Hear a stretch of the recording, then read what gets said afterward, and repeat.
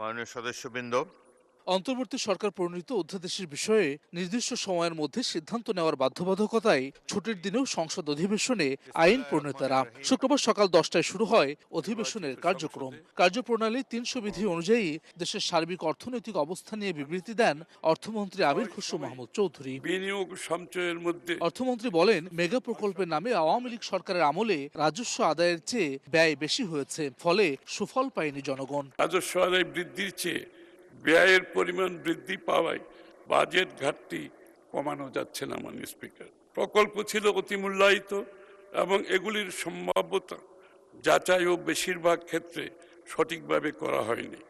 বিগত সরকারের আমলে বাস্তবায়িত মেগা প্রকল্পগুলো এই ক্ষেত্রে বিশেষভাবে উল্লেখ্য। ফলশ্রুতিতে জনগণ সেই বিনিয়োগের প্রত্যাশিত সুফল ভোগ করতে পারেন।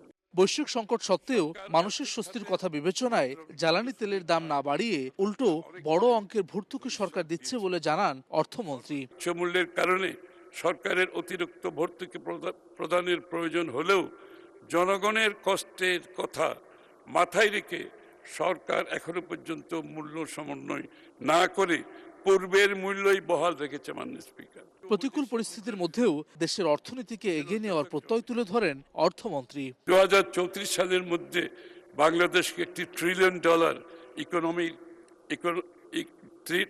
ডলার অর্থনীতিতে উন্নীতকরণের কাজ চলছে। মাননীয় স্পিকার, সকালে সেশনে আমানত সুরক্ষা বিল, মূল্য সংযোজন কর ও সম্পর্ক শুল্ক সংশোধন সহ 10টি বিল পাশ হয়। পরে চিফ হুইপ জানান, আজকের মধ্যে শেষ হবে বিল উত্থাপন কার্যক্রম। শুক্রবার দিন এই প্রথম পার্লামেন্ট বসেছে, কারণ আমাদের একটা বাধ্যবাধকতা ছিল যে আমাদের আজকের দিনের মধ্যে আমাদের সকল অধ্যাদেশগুলো পাশ করতে হবে, যতগুলো আমরা পাশ করতে চাই। তাই সেই অধ্যাদেশগুলো ইনশাআল্লাহ আজকে রাতের মধ্যে আমরা পাশ করতে পারবো।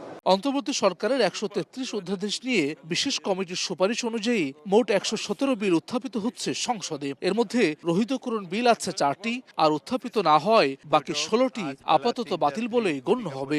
বিরতি দেওয়া হলো। হাসান ওয়ালি, সময় সংবাদ, ঢাকা।